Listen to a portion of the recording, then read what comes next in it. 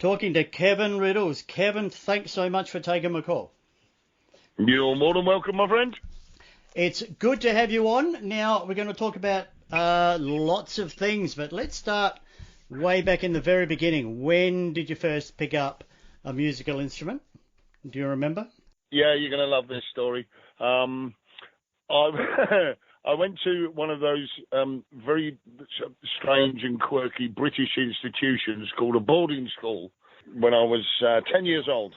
Yeah. Because my father was an ex-Royal Navy man, this was affiliated to the Royal Navy. I think he had designs that I'd probably be a rear admiral on an aircraft carrier by now. And you're not? Port deluded fool. No, that sadly didn't work out. When I got to the boarding school, they gave us a choice of activities that we could do in the afternoons and evenings. And one of them was a 7-mile cross-country run. The other alternative was learning the piano. And I thought I'd much rather try and carry the piano than rather do a 7-mile cross-country run. So I elected for the piano. So at the age of 10, that was my first musical instrument, was a piano, which I hated instantly on sight. There was no excitement at all as far as I was concerned with the piano. But I stuck with it, so I didn't have to do the cross-country running. So there you go. Yeah. All right. When did we move on to bass? Okay. There was a good-looking, very good-looking young lady teacher at this particular school. By then I was about 13, 14. She had a glorious folky sort of voice, and we were all into, Joan Baez and people like that. Me and a friend at school, we got acoustic guitars, and we put together a little folk trio. And we were doing Bob Dylan, Joan Baez, and all that sort of stuff. Bit of Crosby, Stills, Nash and Young, and all that. I suddenly realised I was bloody hopeless on the guitar. Really couldn't get on with it at all. With fat, podgy piano-playing fingers, I think. And somebody suggested, why don't you try a cello and play the cello with this thing? And I said, oh, don't be stupid. But it got me thinking. And the next time I was in the local town with a music shop, I happened to walk past and there was a bass hanging in the window. And I kind of got suckered in to playing bass that way. It was like, well, if Crosby, Stills, Nash and Young used to do two sets, basically. They'd do the folky set with all the amazing harmonies, and then they'd go off for a break and come back and do electric music, they used to call it. And that's what we tried to do. We'd do, a couple of Bob Dylan songs, then we'd do a bit of T-Rex, like Ride a White Swan and that sort of thing. First thing I ever played on bass was Ride a White Swan by T-Rex. So, yeah, that's what we tried to do. I mean, it didn't work, sadly, because we weren't very good. But at least that's where the as I say, this particular teacher, and I can't for the life, Miss Jones, that was it. Her name was Ethel Jones. Oh God, yeah, Ethel Jones. If you're still out there, then I hope you still got a great voice. But hey, the rest of the band were a bit rubbish. So that didn't go anywhere. But it got me started on bass. So I was about 13 or 14. Like a lot of bass players, realised I was a crap guitarist. Righto. Let's move on to Angel Witch. How did they form? How did all this come about? Right. Well, again, right. It was one of those right place, right time sort of situations. I was living and working in South London, a place called Lewisham, in a music shop, one of the biggest in London at the time. And Kev Hayborn, the guitar player, used to come in almost every week, buying strings and picks and trying out guitars and amps and all that sort of stuff. And we got to know each other over a couple of 3 months. And he came in one day and I was sitting there playing bass, demonstrating a bass to someone else. And when I'd finished that and I'd got rid of that particular customer, I think I sold him a bass or something. He just asked me straight out. He said, are you looking to play in a band? And I said, well, hadn't really thought about it at the moment. So I'm busy working, And he said, well, if you fancy it, we rehearse at this particular pub down in South London. He said, if you fancy coming along on Tuesday or Wednesday night or whatever it was. And that would have been the Green Man in Plumstead, the famous Green Man in Plumstead in South East London. Yeah, if you fancy coming down. It was all very casual. It was all very, nothing, nothing particularly pressured or anything like that. It was just if you fancy coming along, have a. And so I turned up the following Tuesday, and there's a glorious photograph of the trousers I was wearing at the time. They were a pair of white loon pants with red stars on them. And I thought I was so cool. I was such a cool hippie. And I wasn't quite sure what I was walking into, I'll be honest. I didn't think anything about... Yes, I'd heard of things like Priest, and before that I'd heard of, sort of Iron Butterfly and all that, the MC5. A lot of those Age of Atlantic bands, but I was completely blown away by Zeppelin. So that was as heavy as I got in my head. So Kev fired up with the first song he played me was Angel Witch, and it was like, oh, wait a cotton picking minute, what the hell was this? I just got stuck into it. I mean, it literally went from walking into a pub at 8 o'clock and walking out of the pub at 9 o'clock and gone, I think I've just joined a heavy metal band. Yeah, right. And what year would this have been? That would have been 78. Yeah, right. Yeah, the late 78. And the funny thing is, we used to rehearse in this pub, the back room of this pub, and the deal was that we'd do a gig for them once a month. So that's what we did, and we literally, it was the only gig we got at the time for the first 6 months. We played there 6 times, but rehearsed about 20 times, so it was for us, it was a good deal. But it honed the craft. It was a 4-piece then, and I'd actually joined the band. The band was already in existence in one form or another for a year or so beforehand. And the one thing that I needed was a bass player, and I just happened to fit the bill. I think I was, as I say, right place, right time. Yeah, right. Back in the day, we are talking very early 80s. Mm-hmm. Initially on one of those middle of the night rock shows, because that was the only time you got to see anything remotely heavy back in the day. Yeah. There was a clip of you guys playing Angel Witch, and it looked like you were live in a studio. Right. I just searched YouTube for it just before I called you, but I couldn't find it on YouTube, so it's probably disappeared into the wind somewhere. But do you remember doing that one? Yeah, that would have been would have been the promo video for Angel Witch, which came out as a single on Bronze Records back in that time. The weird thing was none of us had ever lip synced anything before. It was just the oddest thing. I mean, it was a very weird experience. It would have been so much easier and so much quicker for us to just bloody play it. Yeah. But it was all the rage kind of thing in the late 70s, early 80s. Top of the Pops was around, and other shows were around, and they were so focused on getting the performance rather than anything else. Yeah. That they thought if we let people play live, we're going to kill our sound engineers because it will be too loud. But if we let them play live, anything could happen. Chaos could reign. Somebody might even fucking swear. So if it was the one that was in colour that you'd seen, that's the promo video for Angel Witch. As I say, we'd been playing it for so long, we would have done a better job if we'd have played it live. Yeah, right. And it would have taken 3 days less. Back on to Angel Witch, how did that go? And with the new wave coming in, being on the inside, did you see the tide turn, or were you just getting more gigs and more people were rocking up and you didn't think too much of it? At the time, we were just intensely grateful to get gigs. Yeah. It was hellishly difficult then, and it hasn't changed since, but it was hellishly difficult then, primarily because of the rise of, apart from anything else, the rise of punk at the same time. Yeah. The gigs that we had been getting had suddenly disappeared. Yeah. Because everybody wanted punk bands, Oh yeah, if you be a punk band tomorrow night, you'll be fine. I'll book you, but it was just crazy times. Did you? Sorry to butt in. No, did you actually get told that? Yeah.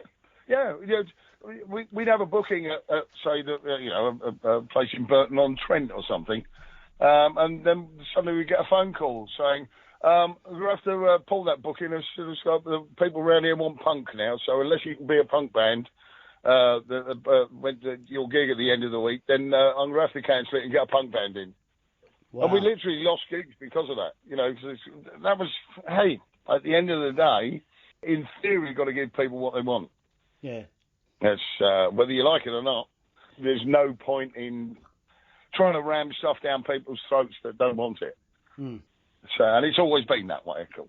So, you know, I'm sure George Handel had a bit of a problem with some of his, you know, with the water music when he wrote it back in 1647 or whatever it was, because nobody, very few people had a boat. There you go. That was an analogy. Was that not an analogy or what? That was Words of wisdom. I'm pleased with that one. Yeah, absolutely. A pearl of wisdom. That'll be a first. Tell us about the debut Angel Witch album. Well, we were fortunate enough. You mentioned the Metal for Mothers album. We were lucky enough to get on that for a start. That was really where the British, the new wave of British heavy metal kind of started, really, in an official way, in my head, was that Metal for Mothers album. And that was put together by EMI. And everybody on the album got the same deal, which was you got one or two tracks on the Metal for Mothers album and an option for a single. Well, we didn't have the option. EMI had the option to put out a single from anybody, any of the bands on there that they wanted. And out of all the bands on there, the only people that they put a single out of was Angel Witch and Iron Maiden. And at that point, we heard a little rumour that EMI were going to sign either Iron Maiden or Angel Witch. And this isn't blowing my own trumpet. This is what happened. This is, you know, we were on a par with each other at that time. We used to support each other, and we, you know, we'd headline one gig, and then the next week they'd headline the gig, and you know, so we were great friends, and in the same circuit and all that. And as it turned out, they had far better management than we did. They knew about this sort of Battle of the Bands coming up way before we did, and so they pulled out all the stops. And quite rightly, they got the huge deal with EMI. Yeah. And events have proved them right. Yeah. You know, look at the band. Look at Maiden now. And good luck to them, because they absolutely deserve everything they get. We were then approached by Bronze Records because they were owned and operated by a family organisation, the Bron family. Jerry Bron was the head of the record label. His son was the head of A&R. And believe it or not, his sister was a very famous actress over here, Eleanor Bron. Been in a few films over here back in the 50s, 60s, 70s. She saw us, and for some reason, there she was in her mid-60s, absolutely fell in love with the band and forced her brother, Jerry, to sign us. Against his will. He didn't really like us very much, didn't think we'd do anything. Well, it's a bit odd, considering the only bands that were on Bronze Records at the time were Uriah Heep, Motorhead, Girls' School, and Tank. Yeah. Not exactly a classical roster, shall we say. No. Anyway, we got on there and we had a ball. We were doing gigs with Girls' School, Motorhead, and all that sort of stuff. So we were loving every minute. We were serious rock stars in our own heads. And where the Bronze Records offices was, below there was a recording studio owned by Bronze Records. And I think at least 3 Uriah Heep albums were done there. 2 Motorhead albums were done there. Baron Rocco, a Spanish band, did an album there. Bernie Torme did 2 albums there. So it was a top-notch studio. I've got a Baron Rocco live album, actually. Yeah, great band. Great band. Yeah. But what killed it for them, sadly, we're diverting slightly, but what killed it for them, sadly, is they could not sing in English. No. At that time. They couldn't make it work for whatever reason, and so they didn't do much outside of Spain. Yeah. Anyway, so there we were in the studio, but, you know, recording like real rock stars. Just, you know, loving every minute of it. Until the night John Bonham died. which happened smack in the middle of a recording. And that news came through and just literally killed everything for a week. And we literally couldn't move for grief, if that makes sense. Oh, look, yeah, it hit me the same way. I was a massive Zeppelin fan. Yeah. I mean, it literally knocked me for six, certainly. And Dave Hogg, our drummer, was a huge Bonzo fan. And, I mean, we didn't see him for 3 days. He went on a quite justifiable bender for 3 days. And so, yeah, that kind of killed the pleasure side of things for me anyway, certainly, for most of the album, until it was finished. And then we were just damn happy that we were able to get an album recorded and released. You know, we were really happy with that. How did that album go for you? It went brilliantly well in every single respect except sales. To this day, I get we're giggling here. People piss and moan about how little that you earn off of downloads and streams and that sort of stuff. And trust me, unless you sold millions in physical copies, you didn't get anything either. Yeah. I still get my yearly accounts from Sony ATV, who have inherited the EMI back catalogue.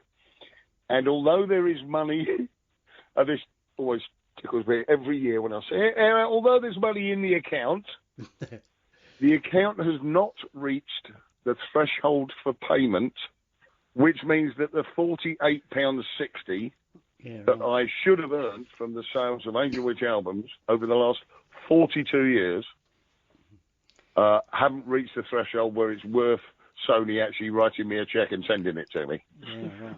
So for those sales, it should have amounted to £48. The £48.78, I think, was the last one we had in February or something, which bothers me not a jot, for the simple reason being it is still one of the seminal albums of the era. Mm. And when I hear people talk about it in the same breath as the first Metallica album, the first Slayer album, the first Anthrax album, it's in that area of, oh my God. Yeah. You know, people have grown up with that album and are now playing guitar and playing bass and playing drums because of that first Angel Witch album, which thrills me like I can't even describe. The hair on the back of my neck is going up as I'm talking about it. The fact that we inspired people. Okay, they might have borrowed the album off a friend or bought it in a second-hand store somewhere. I don't care. The fact is, it's up there. Yeah. How heavy were you touring that? Were you touring it? Did you go over the channel? Yeah, we never stopped. Back in the day, there was a constant circuit you could play, especially in the UK. There was a circuit that you could play, which meant you could get, every 2 months probably, you'd come back to the same town. So you'd be playing, Plymouth and Darlington and Preston and Edinburgh, and then down into London, then back up. You could do that whole circuit and be pretty much on the road 3 or 4 nights every week. And every couple of months you come back to the same club again. So, by that time you'd have maybe got a new song in the set or something like that, or whatever. But everybody was doing the same thing. We'd be constantly crisscrossing with Praying Mantis and Samson and the like. Toad the Wet Sprocket were another one who sort of toured fairly heavily at that sort of time as well. So a lot of those Metal from Others bands, if you like. Yeah. We were on the road constantly. There was a circuit that you could do. But that circuit was the one that was gradually overtaken by punk bands. And that part of the reason for it is because the punk bands are going and play for nothing. Promoters love them because they charge, 3 or 4 quid on the door. Yeah. But pay the bands nothing, because all they wanted to do was jump up and down, make a lot of noise and spit at people. Yeah, I never got that. Yeah, exactly right. So when did you leave and why? End of 1980 into 81, it became fairly obvious that kind of Angel Witch had come to the end of its natural life. We were banging our heads against a brick wall all the time. trying to get bigger gigs. Yes, we'd been able to tour with some fantastic bands, Motorhead and Saxon and Rush and Girl School and April Wine and Crocus and all of those. Yes, we got on those. But we never seemed to be able to get past that. We could never get between the gap of that circuit I was telling you about up to the big circuit, onto the college circuit and higher. We could never quite break into that. And it just seemed as though we'd done as much as we could do. Bronze Records had disappeared by that point, so we didn't have a record deal. We had material that was either written or in the process of being written, but we couldn't get any interest because of the whole punk thing. Everything was turned on its head by punk. Quite rightly, it was something brilliantly new, even though to us it was horrible. It was very heavy metal, very badly played, with a lot of saliva involved. Yeah. So but that kind of overtook pretty much everything for a while. So yeah, in my head, and I'm fairly certain it was the same in everybody else's head, it basically died a natural death in that incarnation. So I went off. By that time, of course, Dave Hogg, the drummer, had left prior to me leaving, and we got Dave Dufour in, who had again been around for ages with a couple of great bands. The EF band was his main claim to fame, as it were. So we decided to go off and try and do something. But there was no animosity, there was no recriminations. We'd had a great run, we'd had a great time, and we'd done that album. Yeah. And even then we knew we'd done something a little bit special, but we couldn't quite work out, A, what it was, and therefore would we be able to recreate it, and quite why it hadn't done more than it did. So what did you do then? Oh, well, sat on my backside for a good few months wondering what the heck I was going to do, because by that time I'd left the music shop, I'd got married, all sorts of things had changed in my personal life, always for the good, I have to say at that time. And then Dave Dufour and I just said, look, we've got all this experience, all these ideas, we've had such a run of good luck and fun, let's try and do something. So we did. I had my background from playing piano meant that I was slightly more, what's the word I want to use, melodic. Yeah, that's the word I was going to put in your head, yeah. If there was any melody in Angel Witch, it was usually something that I brought to it. Kev was the heaviness, and that sort of stuff, and I was able to balance that a lot with some of the more melodic things. And I wanted to explore that a bit more. It sounds really pretentious, twaddle, but I wanted to explore that a little more. So was lucky enough to meet up with guitar player Stevie Gibbs, and we had access to the studio time, and we just lucked into a couple of songs and thought, oh, actually that's pretty damn good. And by various machinations, shall we say, we got introduced to a fellow called Nick Raymond, who had a record company called Camouflage Records. At this point, we didn't even have the name. My then good lady wife, I had the idea of calling the band Hammerhead after the shark, and she said, if you call it Hammerhead, I'll hit you in the head with a hammer. That's not me, by the way. No, that's not yours, yeah. So Hammerhead bit the dust. We came up with Titan, and there was a big announcement in Melody Maker and all this sort of stuff. And the first communication I had from anybody about Titan was a band in the East Midlands of the UK threatening to sue me because their band was called Titan. Okay, so that's why you've got a slightly different spelling of the word Titan. People think that trolls and the like and gaslighting is a new thing. Well, trust me, it's not. Did the launch, if you like, of that band, was that made any easier by your, for want of a better word, heritage or pedigree? Yes, yeah, without a doubt. Because most of what people sort of digested in their social media, if you like, in those days was music press. It was the New Musical Express, Sounds, Melody Maker were the three main ones. a little bit. Around that sort of time, Kerrang and Metal Hammer and stuff had started the magazine version of those papers. But, for instance, I was looking for a singer, so I put an advert in Melody Maker. Yeah. That's what you did. As it turned out, I didn't get any replies from that, but I found the singer for Tytan through Paul Sampson. Yeah, right. From Sampson. Yeah. Who had just lost Bruce Dickinson to Maiden. Yeah. And so I rang Paul up and asked him if, while he was trying to find a replacement for Bruce, had he found anybody that, although he'd chosen Nicky Moore, did he hear anybody that I might be interested in, that I might be able to use? And he said, no, he said, they were all a bit crap. He said, although there was one guy from Tamworth, near Birmingham, when I told him to send me a tape, meaning send me a tape of you singing on it, so I can hear what you sound like, Cal actually sent him a blank tape, a brand spanking new TDK C90, still in the wrapper. And Paul said, if he wasn't so bloody stupid, I would have probably hired him, but he might be worth contacting. So that's exactly what I did. I contacted him straight away, and it worked out perfectly. But yeah, sending a blank tape for your audition was it got Paul's attention, and eventually it got mine as well. Yeah. Firstly, Nicky Moore, may he rest in peace. Absolutely. Just on a side note, remember his band Mammoth?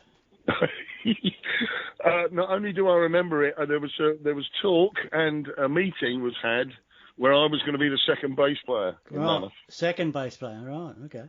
It was, yeah, there was going to be two bass players, me and John McCoy. And this is. I swear to God, I don't know if this is written down or anybody's ever said the story before. I wasn't offered the job because I was too small. Yeah, I can believe that. Yeah. I'm 6'3" and 22 stone. Yeah, right. But apparently I was nowhere near big enough.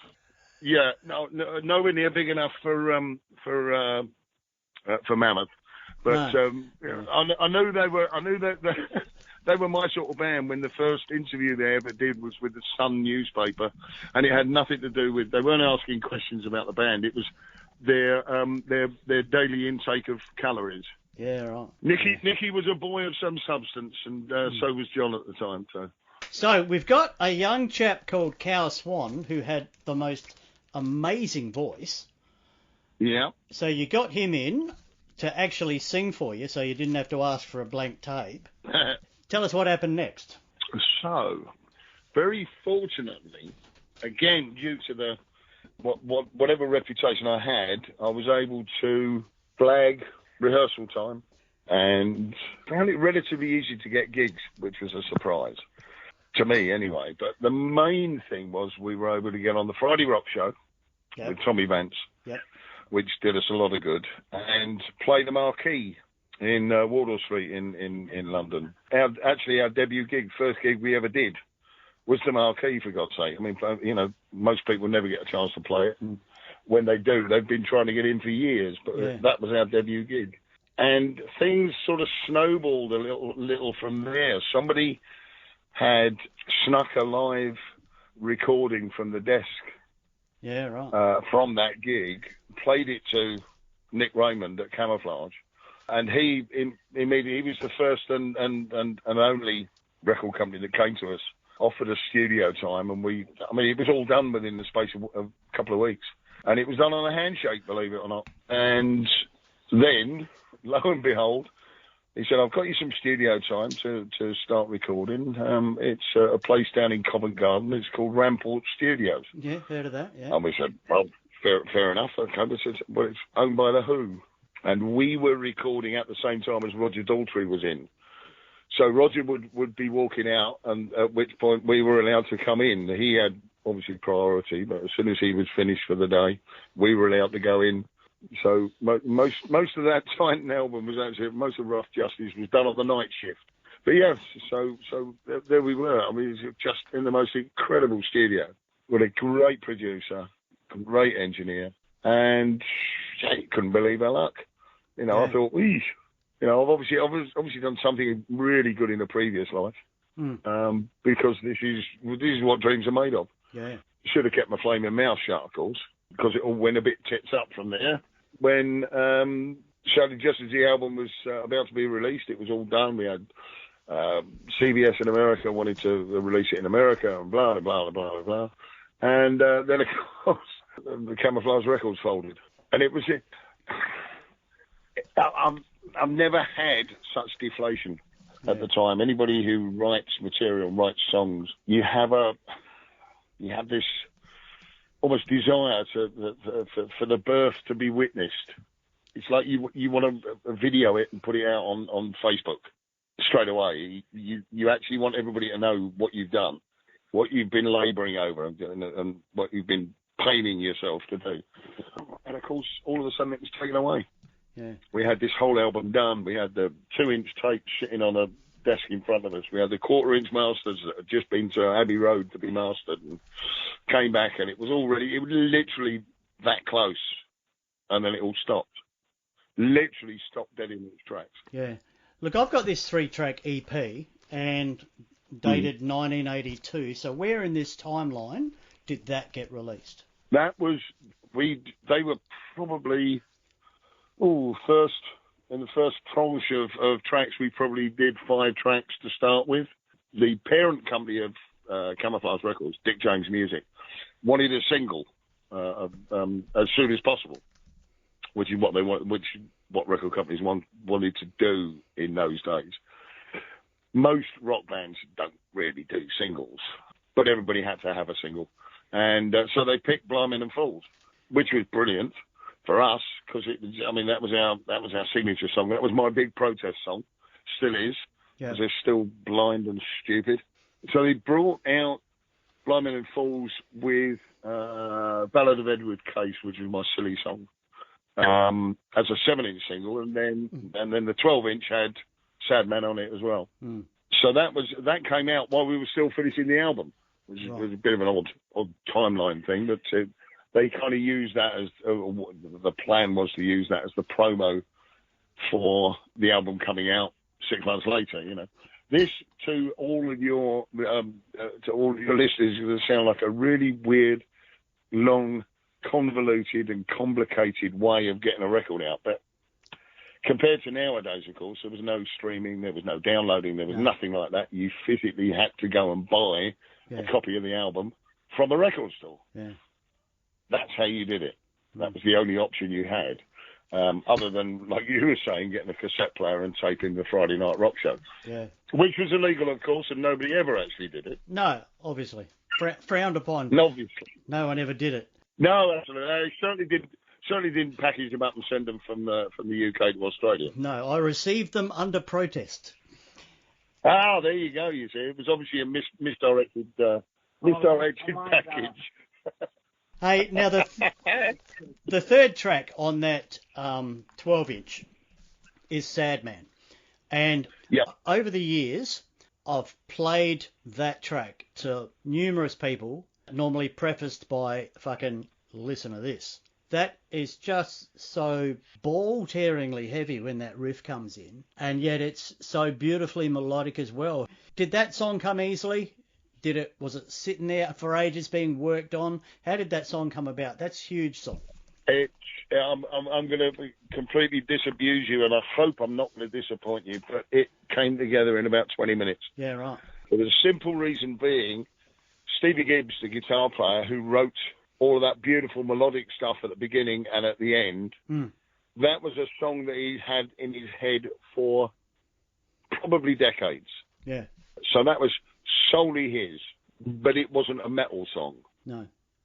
I had the middle riff and the words in my head for decades. And as soon as he played it to me and he came to the end of that refrain at the end of the first verse and into the chorus, and then he stopped. And that had only lasted 2 minutes maybe. He stopped, and I, on my bass, just... and everybody just looked at it. Wow, where the hell did that come from? Yeah. And it literally just exploded in the studio into the song. Yeah. There was no real writing went on in that, because the writing had happened months and years beforehand. Yeah. It was just bringing those two bits together. And then we came to the end of the heavy bit and said, right, what the hell are we going to do now?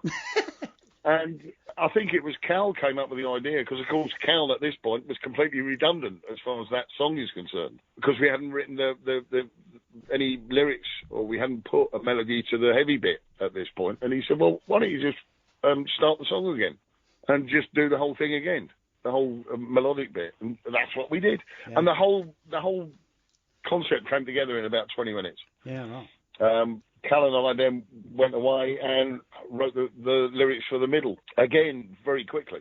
A lot of the time, lyrics tend to come from the music. So the music almost dictates what the lyrics are going to be, in my head. That's the way I work. Yeah. Obviously, it was going to be called Sad Man, because that was the theme of that melodic part. Mm. People have often asked me what it's about, and I say, I haven't got a bloody clue. I know what the middle bit's about, but I haven't got a clue about the bits either side. But you'd have to ask Stevie. Yeah. It didn't matter what it was about. It was just a beautiful piece of guitar playing and a beautiful voice. Oh. And it just worked. Yeah. It worked, you know. Is there any truth to the rumour? See, there was a rumour floating around here back then that Cal was asked to join Black Sabbath. It wouldn't have surprised me in the slightest. I haven't heard that rumour. Basically, what happened, it sort of leads into what happened to Tytan after the record company disappeared. Cal was living with me in my flat at the time, and at that point we had Simon Wright on drums. Mm. And Simon came, it all happened in the space of a week. Simon came to me on the Monday and said, I'm really sorry, Kev, I'm going to have to leave the band because I've been offered another job. And I said, oh, yeah, what's that then? And he said, oh, well, I've got the gig with AC/DC. A band you may have heard of. It's just the bloody Australians coming over here, stealing our drummers. I don't know. So Simon, quite naturally, having borrowed a tenner off me so he could get a train home to Manchester, which he still hasn't paid me back. The little shit. And we still talk about that occasionally, but he still never paid me. So he disappeared off, and then Cal the following week, I've been offered a gig with a band in Los Angeles called British Lion. He said, but I think we're going to have to change the name because there's another British Lion over there. He said, so it's probably going to be Lion. And then off he went to California, to LA. And I did hear that the guy had a voice, the voice of the gods. I mean, it was just extraordinary. Mm. It would not have surprised me in the slightest. In fact, it would have delighted me if it had joined somebody like Sabbath. Yeah. That basically when you called it a day when that happened? It kind of was. It was, the deflation was just palpable at the time. You know, we literally had, and I have to tell this story because it's so ridiculous, but it's tragically true. We were literally on our way in my band bus to Heathrow with our guitars and a suitcase full of took ready to go off to tour supporting Journey in America. This was because, as I said, there was this interest from CBS Records, and they put up some money to get us over there. So we were literally pulling out of the end of my street when my then wife came running out, literally ran in front of the car and said, and waved me down. Said, the phone's just gone for you. It's Nick at the record company. Can you must give him a call right now. Well, so off I went, rang him back. He said, can you pop into the office on your way to the airport? Oh, fuck. And I said, yeah, was it that important? He said, yeah. He said, you got to come into the office.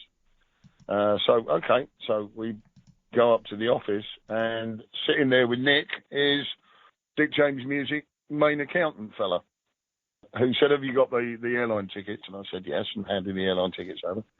And he stood up and walked out, and Nick said they're going to get the money back for the airline tickets because everything's just gone, we've just gone bust. Fucking hell. And I thought if I'd left half an hour early, I'd have been on that plane. Yeah. But I didn't. And we, if we'd have got on that plane, what would have happened, I don't know. But yeah, and here's the tragic thing. The reason that Dick James Music had gone bust is because Elton John had sued them for the rights to his songs back. Yeah, right. Well, he'd failed, but the costs of that court case had cost Dick James Music every penny they had, and they were out of business from that moment.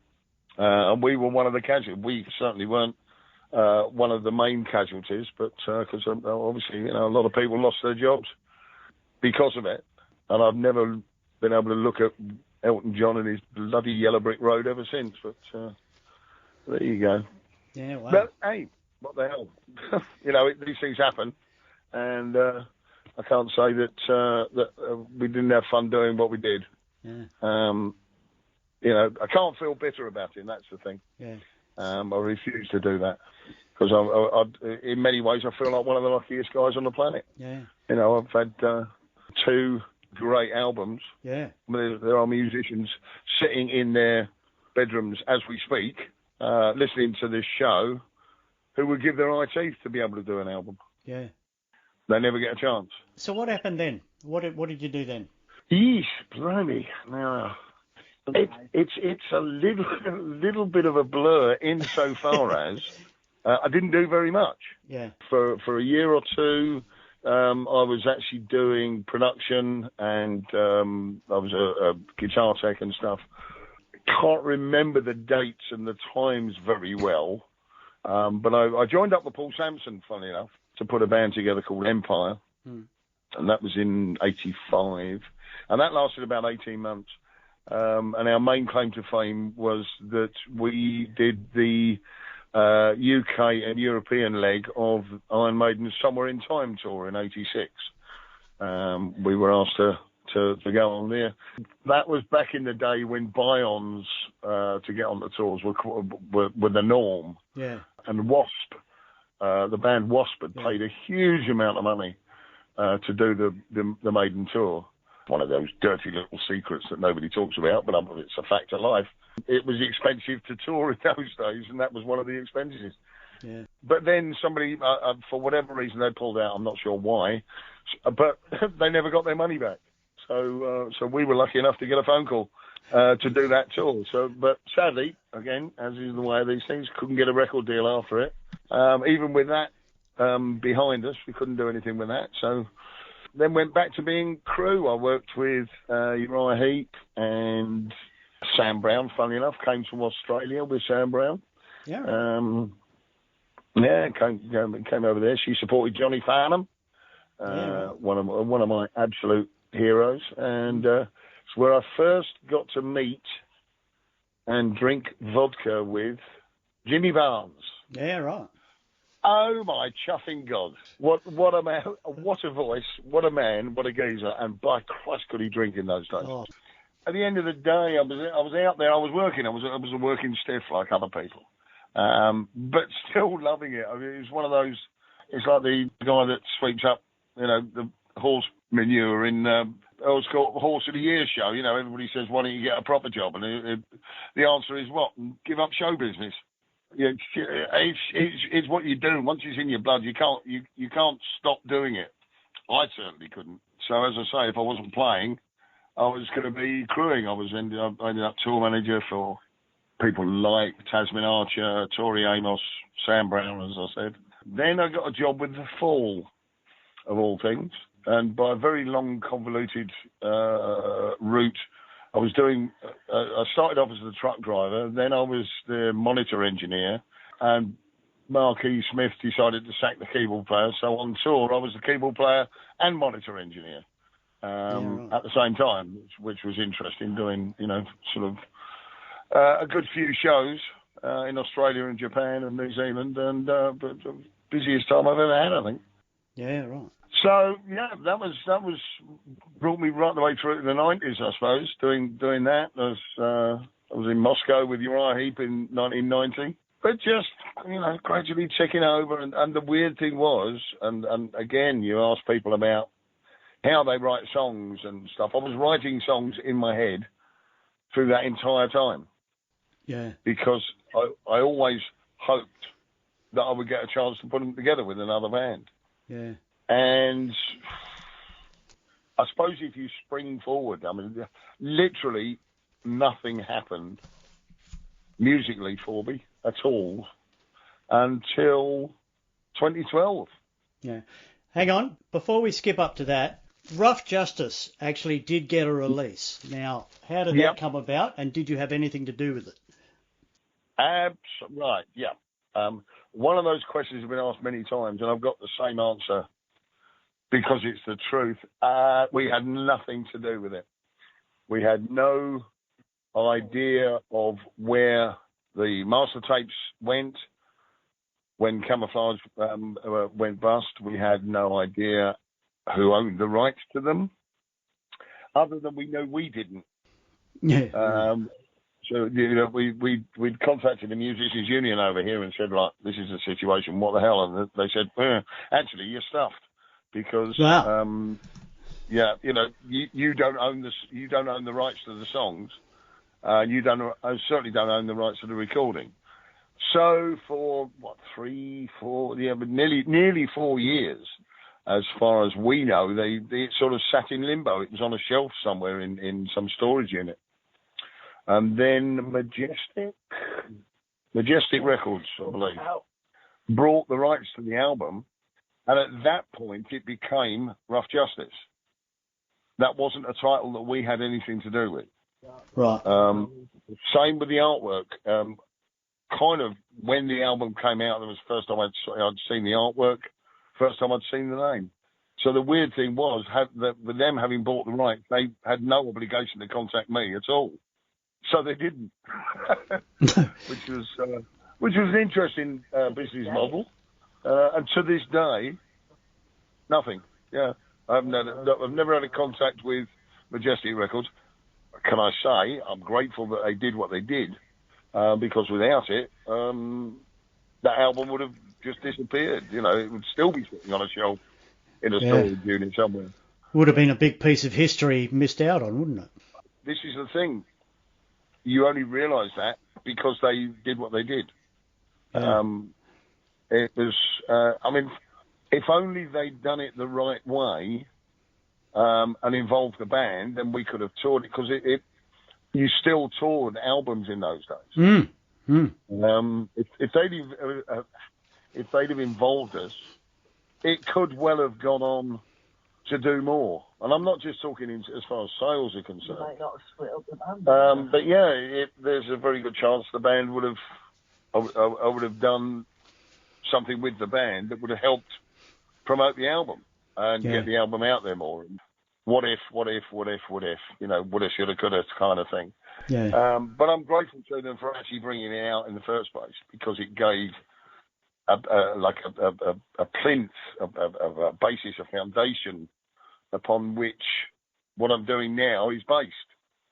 To a greater or lesser extent, Rough Justice is Titan's equivalent of the first Angel Witch album.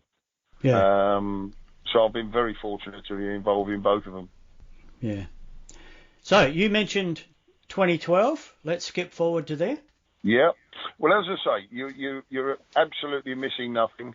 Between like 1990 and 2012, bugger all happened until I got. Now, by this time, of course, technology had caught up with me in a way, and I actually had an email account. I didn't have a computer, but I had an email account. Yep. which you say that to people now. What? An email? Yeah, I used to go to the library once a week with my dad. Yep. And we used to log on the computers there, Anyway. Yep. Did the same. I get an email. Sorry, I get an email from a fella called Oliver Weinsteimer in Germany, who, to my eternal shame, I'd never heard of. I mean, I'd heard of Germany, obviously.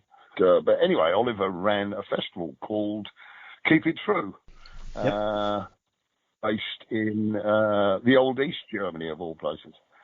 But he said, what would it take to do a 30th anniversary reunion concert, the 30th anniversary of the album being released, you see? Or being recorded, rather, sorry. And so I said, well, okay, leave it with me. I don't even know where everybody is, let alone anything else. So I spent a month or so contacting people. Again, having an email account wasn't as helpful as I hoped it would be. So I was still trying to get phone numbers and stuff. Spoke to Simon. He now, by this time, moved to America and was actually playing with Ronnie Dio. And he couldn't do it because of commitments with Dio. Finally got in touch with Cal, and it turned out he had stopped singing about 15 years beforehand. Oh.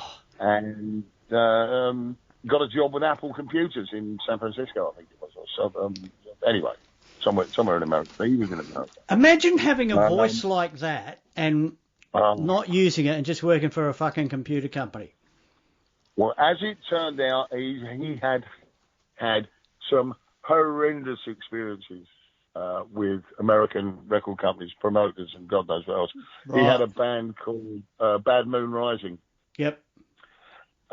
Which had an enormous amount of money thrown at it.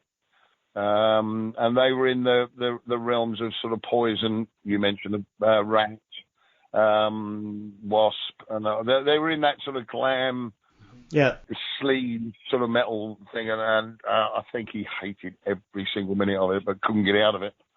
I think he just got so disillusioned he stopped singing. It was as simple as that. He walked away. Yeah. Okay. So when I spoke to him, he said that the only time I sing is when I'm scaring my children when I'm singing in the shower. so anyway, so he declined, shall we say. So, but at this point, that seed had been planted in my head, and I had, I think, about 7 or 8 months to do something. So I basically put together a new Titan. I tracked down Stevie Gibbs again. I tracked down Steve Mann, whose claim to fame now is he plays with Michael Schenker. Before that, he was with Titan. He played on the album, but also he was with Lionheart, with Den Stratton from Maiden. Yep. And so he came on board, and it was, as far as I knew, it was going to be a one-off show in Germany, ridiculously well paid for the standards of the day, because it was going to be a one-off show. And we went there and had an absolute ball. People loved it. I can't tell you how many times I signed either a bootleg T-shirt or a copy of Rough Justice. Yeah. Just seemed like everybody in the place, and the place had like 3,000 people in it, and it seemed like half of them had a Rough Justice album tucked away somewhere in a carrier bag, Yeah. And it just got me thinking, I thought, gee, let's keep it going. Yeah. And from 2012 to now, that's what I've done. I've just kept it going. I genuinely see no reason to stop. Because the fun is still there, the music's still there, the ideas are still there, and again, any musician will tell you that even as we're speaking now, riffs are going through my head, or a song lyric is going through my head, and I will stop. Before now, I have actually stopped driving the car and pulled over and said to Jules, get your phone out, write this down, and I will come up with just a line of lyrics. I've just popped it into my head. And then we'll carry on driving. And that's what keeps me going. If that ever stops, then I probably will give it up. But until that sad and inglorious day, I'll still be doing it. But that's... Hey, we ain't doing this for the money. We're doing this because it's fun. Yeah. How often are you gigging? 20 gigs a year. Yeah, probably between 20 and 25 gigs a year with Titan. Whatever I can pin down for them. Jules is obviously the manager and booker of the band, who does a brilliant job, I have to say. Sometimes makes a rod for her own back, though, because she came up with a wizard idea of why the hell haven't you ever done anything with the material from the first Angel Witch album? Yeah. Okay. What are you talking about? She said, well, if anybody's got a right to play those songs, You have, because you were involved in it. Yeah. And that's how Kevin Riddles' Baphomet came about. It was all her idea. At the time of the album, so we're talking 79, 80, 81, we were gigging constantly. So to the extent that all three of us had to give up work, and we were technically full-time professional musicians, although I can't say that there was a lot in the way of money coming in, but we were working all the time. So the songs that made it to the album were what we considered the most suitable songs for the album at the time. But there was also another half dozen, maybe even a dozen songs that we were playing in the live set. So Angel Witch would have maybe an hour and a half, 2 hours of material back in the day, and we can chop and change the set around and have some fun with it and keep it fresh. Well, all of that stuff I had and still have the right to perform. And fortunately, when Jules came up with the idea of doing something with Kevin Riddles' Baphomet, we got in touch with Kev Hayborn, who has the rights to the songs, the recording rights and that sort of stuff. So I felt I had to ask his permission. And he was cool with it. He said, "Yeah, go ahead. You know, dude, I've been playing." His actual words were, "I've been playing with those songs for 40 odd years. He said, I'm getting a bit sick of them now. I want to play some new stuff." So I said, "Well, that's great. I'll play the old stuff. You play the new stuff, and everybody will be happy. You know, that'll be the joy of doing it this way. Is that the old material will still be being played, and Kev's done another 6, 7 or 8 albums." I think since the first one, and so I literally play what's on the first album and the material of the same around the same era. So you've got things like Baphomet weren't on the album, but it was on the 70s tapes, and I think Baphomet was on the second Metal for Mothers album, if I remember rightly. It was on the first one. Yeah, there we go. I knew we had 2 on there, so that would have been Angel Witch and Baphomet.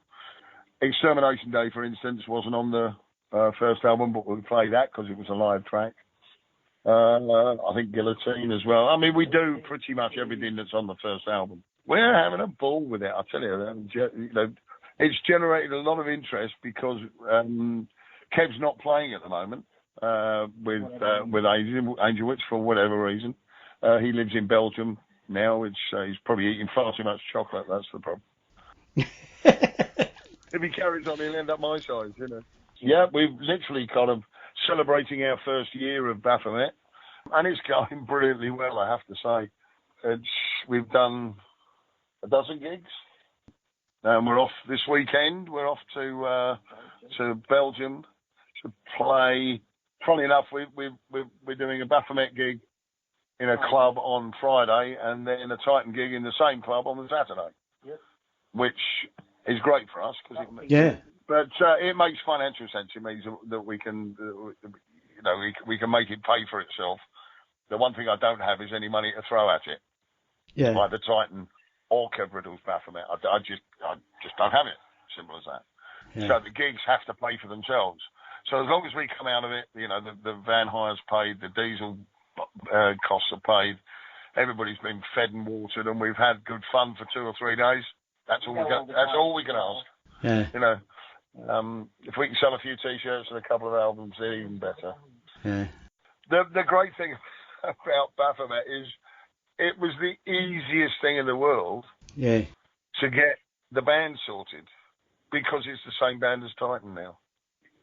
So I've got Gary Bowler on drums, or otherwise known as Magpie. Tony Coldham. We were talking about Nicky Moore. Tony Coldham, our vocalist, is on a par with Nicky Moore, I believe. He has the most sensational set of pipes. I'm not going to say he's better than anybody, but certainly up there with some of the really, really well-known ones. We have a like Lord of the Rings type Hobbit theme going throughout the band, so you won't be surprised to know that I'm known as Gandalf the Wise, and Tony is Frodo. Once you see a photograph of Tony, you'll realise why. He's only about 4'3" high. So anyway, and the hairy toes. Well, we won't go into that.